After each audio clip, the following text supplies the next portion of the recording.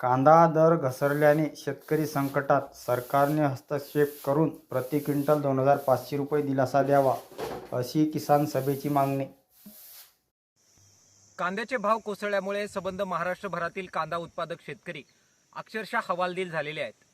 उत्पादन खर्च अधिक आणि कांद्यापासून मिळणारं उत्पन्न कमी, अगदी काढणीचा सुद्धा खर्च निघणार नाही, अशा अवस्थेमध्ये संबंध महाराष्ट्रभरातील कांदा उत्पादक शेतकरी आहेत.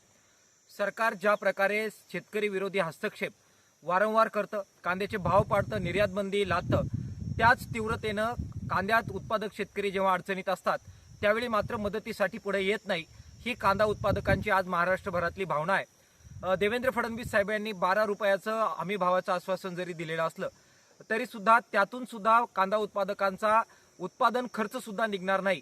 1500-1700 रुपये प्रति क्विंटल उत्पादन खर्च असताना 1200 रुपयानं कांदा खरेदी करणं आणि तोही फक्त 1 नंबरचा थोड्या मात्रेतला कांदा खरेदी करणं, यातून कोणत्याही प्रकारचा दिलासा शेतकऱ्यांना मिळणार नाहीये.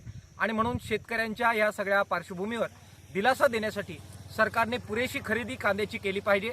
किमान 2,500 रुपये प्रति क्विंटलचा भाव हा कांद्याला जाहीर केला पाहिजे आणि तातडीनं हस्तक्षेप करत कांदा उत्पादक शेतकऱ्याला दिलासा दिला पाहिजे. त्यांनी जर तो दिला नाही तर कांदा उत्पादक शेतकऱ्यांचा उद्रेक हा दिवसेंदिवस रस्त्यावर वाढल्याशिवाय राहणार नाही.